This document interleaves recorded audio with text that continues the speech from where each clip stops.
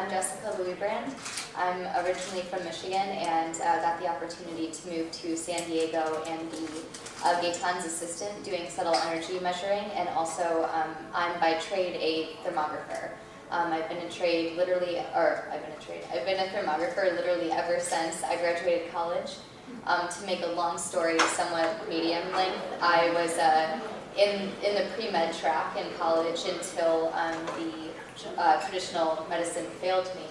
I was prescribed a bunch of pharmaceutical pills during my senior year of college, which just led me sicker and sicker and sicker until I was in a health crisis.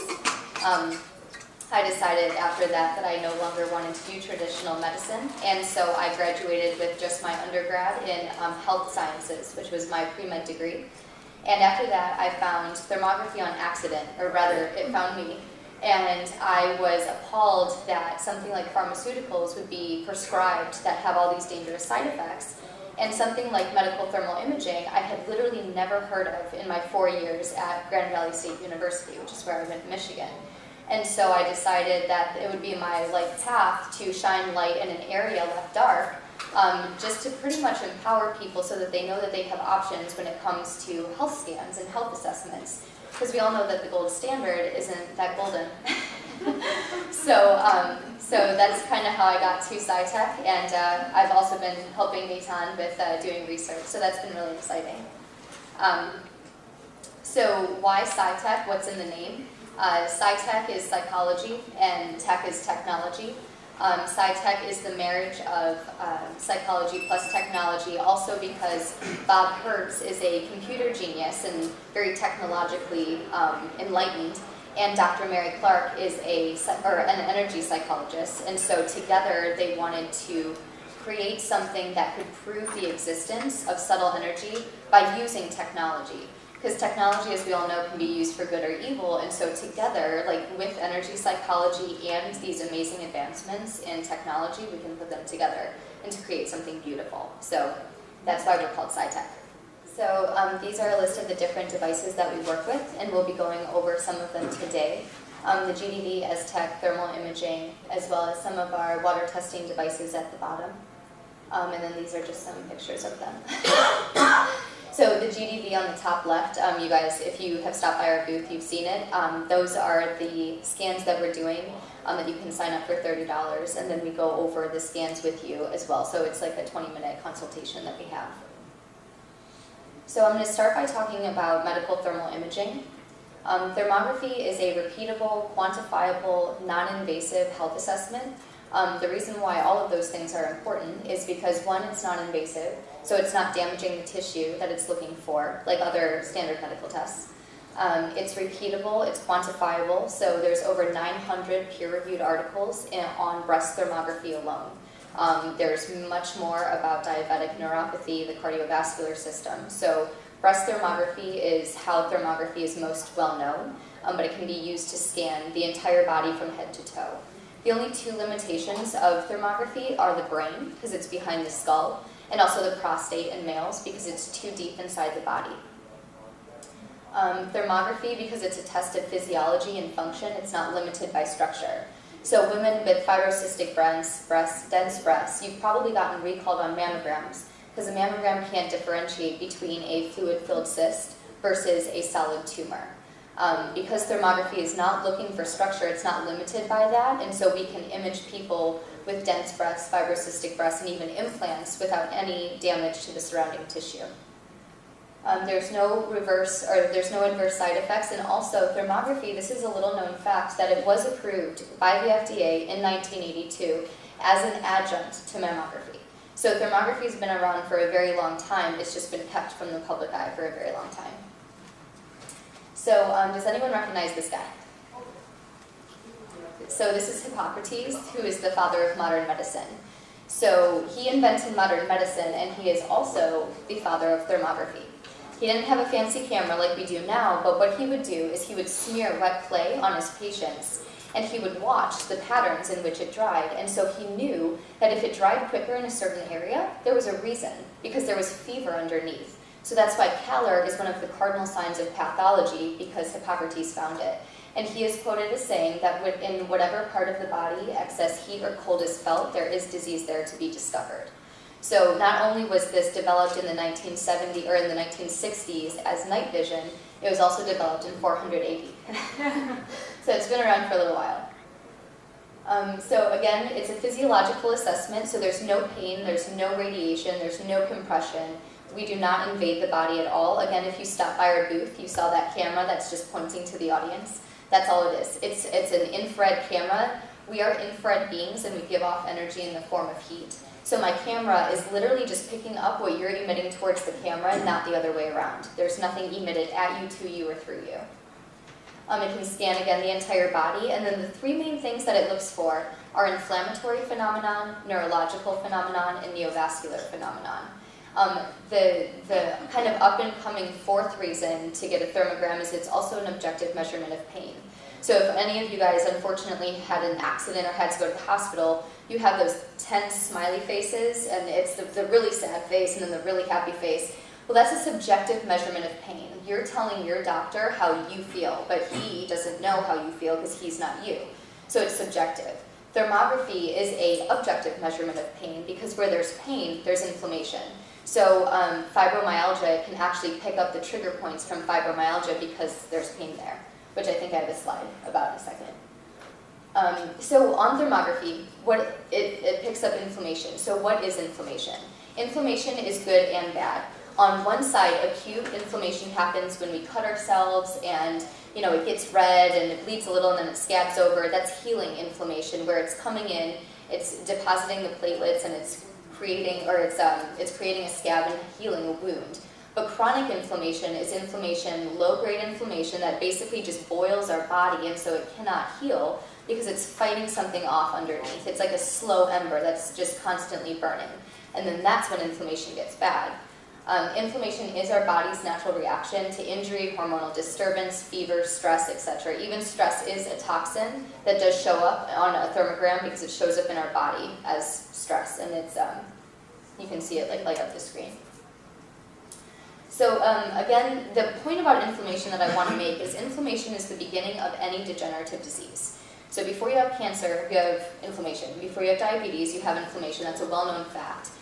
This is a Time Magazine article, or Time Magazine cover from February of 2004, and it literally says the secret killer is inflammation. So this has been well known for a very long time, and it's even been shown to the public, but then there's not really a suggestion of what to do. It's all like fear-based, and then, oh God, what do we do? Well, there was nothing about thermography in this article, which there should have been.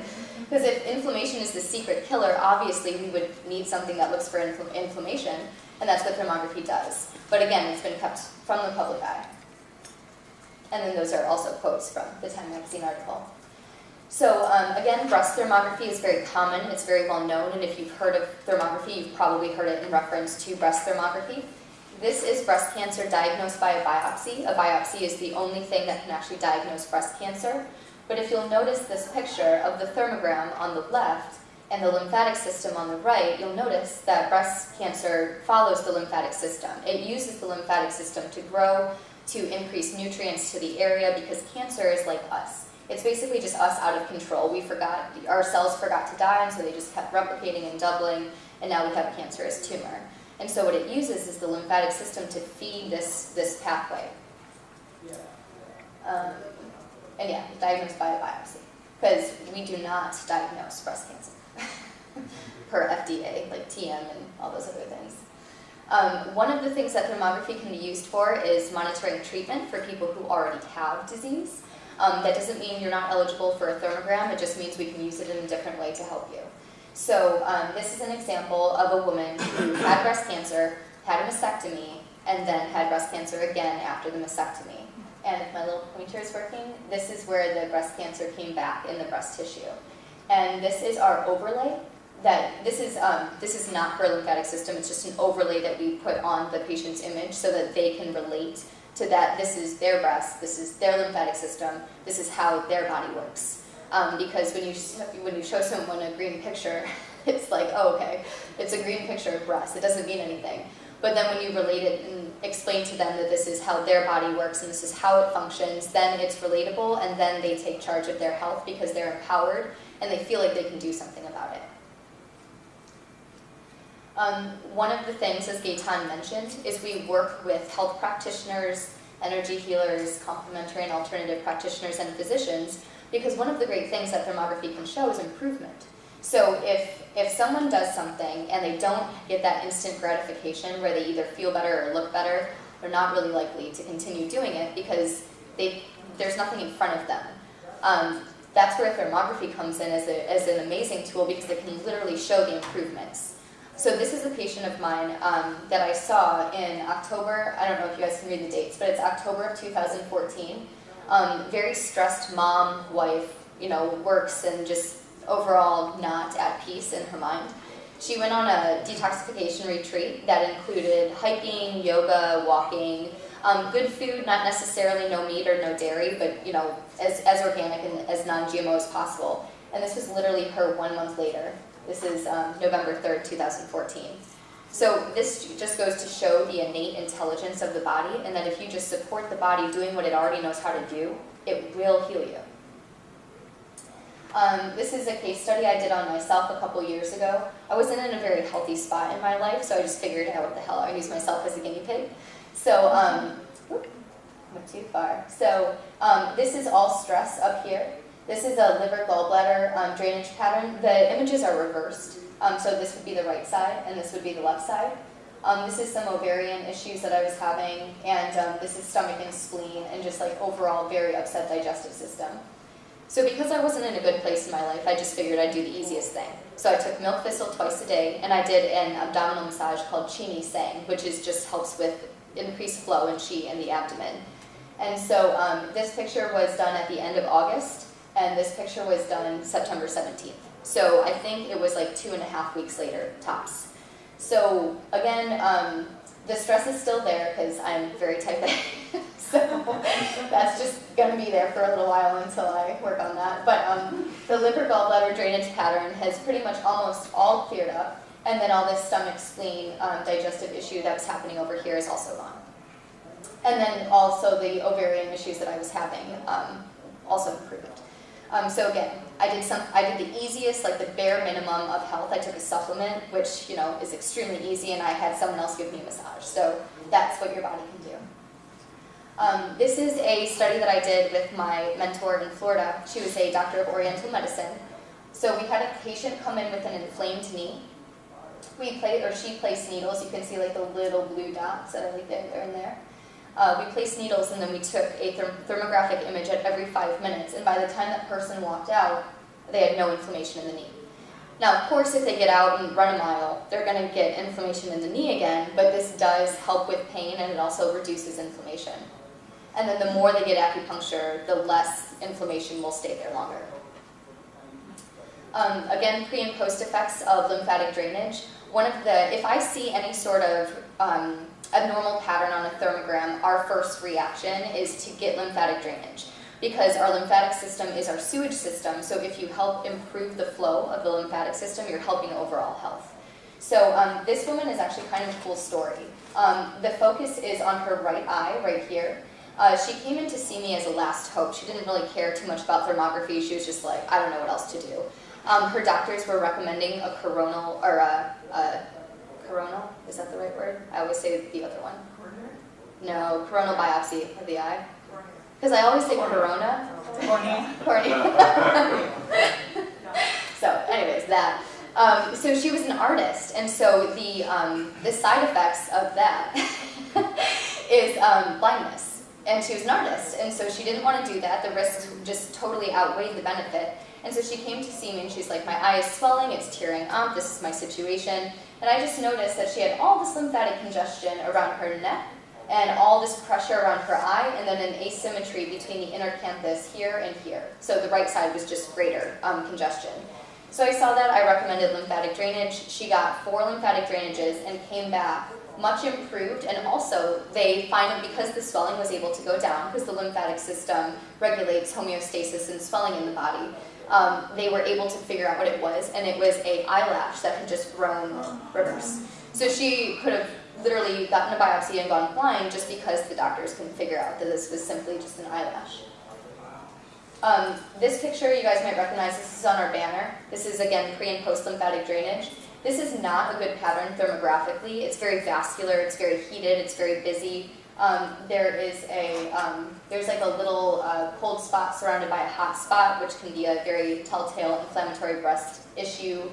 And so, again, we recommended lymphatic drainage. This was April 2011, this is August 2011. And the pattern is still present, but it's completely broken up in like the drainage area around the nipple. So again, just how we work with other people and how we can prove the effects of what they do. I want to check the time because I'm kind of rambling about thermography and we have a lot of other stuff to talk about. So basically, we do baselines because we always want to see how someone is progressing through their life. For example, if we start imaging someone before they go into menopause, we'll notice a bell curve where just say their breasts are green, which is our normal color. So they'll be green for a little while, they'll kind of peak and they'll get all mottled and then they'll go back to normalcy. So we do basically a thermogram every single year just as a random checkup, or not a random, but just a checkup to make sure everything is okay. This is a cell doubling chart by Michael Redsky, or Dr. Michael Redsky. So he postulated that at 90 days, a cancer cell, or a cancer is 2 cells, and that at 8 years, it's 4 billion cells. At 4 billion cells, it's the size of a pinhead, and that's when a mammogram can pick it up. And he postulated that at 2 years, 256 cells is when thermography can find it. Because again, we're looking at the physiology, we're looking at the blood flow, not the structure. So mammograms are not early detection because they're actually looking for the physical disease. It's already a tumor, it's already there. So thermography is looking for the infancy stages of inflammation kicking off because of either angiogenesis or this cell grouping or these new pathways in order to create growth. This is an example of an unstable baseline. This woman, this was one that we did in Florida. This is also an older camera, which is why the resolution isn't very good. But when this woman came in to see us in Florida, she had a tiny little spot on the upper inner right breast that we wanted to check on. And it was recommended and suggested that she do acupuncture, certain herbs, traditional Chinese medicine, very natural and preventative measures. And she didn't have time. So at the 12-month mark, this is when she went in also for a biopsy and was diagnosed with cancer by the biopsy. This is research. The most important thing to note here, this is a study done in 2013. Caloric et al. Found that thermography has a sensitivity of 100% and an absence of the false negatives as seen in mammography. And then we have pre-scan requirements and about the thermography appointment. As you guys were walking by, a lot of you were asking me what's going on in your face and your neck. Well, if you're wearing any sort of suit coat, this is blocking your neck, and so any sort of area where your clothes touch your neck, there's going to be artifact there, so it's going to be warmer. So I can't do any sort of diagnosis from just the image because I need you to be in a cool room for 15 minutes undressed in that area. So if you were not happy with some of the things that I said, it's just because I can't see anything unless some of your foreheads. And so then this is just kind of the holistic model that you guys would probably agree on, is that the body is a system, and so parts are not independent of each other, and it works all organically and all holistically. And the assessment of function, not structure, because function becomes before structure, is actually paramount in early detection. So now we're going to flip-flop to the GDV. So that's the other medical, this is the energetic assessment that we have. So the GDV is developed by Dr. Konstantin Korotkov, who's a Russian professor of physics at the University of St. Petersburg in Russia. And what he did is he took Kirlian photography, which is auric photography, created by the Kirlians in the 1920s, and he coupled it with the Korean Sujak hand acupuncture system. So you have auric photography, and then you have this Korean system that has mapped all the acupuncture points to the fingertips. So you guys are all familiar with reflexology, iridology, the auricular chart of the ear, the homunculus, and the brain were very holographic. So all of the information about us is contained in every piece of us. And so so this put together, it maps the entire body, it maps the aura vitality based off these little sections in the fingertips, organ vitality, and also chakral alignment. And then that's also the output that you would get if you go over to scan. So in the 1970s, UCLA, Thelma Moss created this phantom leaf experiment. And what happened was they took an image, or they took a leaf, they took a picture of it via Kirlian photography, and then they cut a piece of the leaf away and retook the same image, and the entire leaf still showed up. So it's postulated that Kirlian photography is imaging the biofield rather than the actual physical structure. So that's why it's important to us, because again, it's mapping your biofield and not your physical structure. So these little solar flares, that's your finger. That's what it looks like when we do the test. So it looks like a tiny solar flare. You place your fingers on crystal plate. There's a little bit of electricity that gets put through the plate, and that creates a coronal discharge from your fingertip, and that's what we're measuring. So after this happens, it gets mapped from this area, and you guys can see these, I like to call them pizza slices, because that's what they look like to me. And so that is the Korean Sujok hand acupuncture system, so that's how everything gets mapped. And then when we do your aura, it looks like this, and you can't really, I don't think you can see it that well. But this is a section that I sectioned off right here to here. And that is the throat, larynx, trachea, thyroid gland. And that got mapped from this area on the finger. So that's how it gets mapped from hardware to software. This is an example of an unhealthy versus a healthy aura. And what we're looking at here is asymmetry. We're also looking at the vitality of the aura. How healthy is it looking? Are there holes? How many holes? Are there like large shootouts of energy and then depleted energy? Like what's going on here? Another thing that we do is we work very closely with Pranic Healing of San Diego. And so what we'll do is we'll do GDV scans before and after an energy healing session. So this is an example of a before session and 1 hour later after a pranic healing session, just to show the efficacy or the effectiveness of pranic healing. And again, we're in a big black booth, like right at the beginning of the escalator. So come by and say hi. Thank you. Thank you.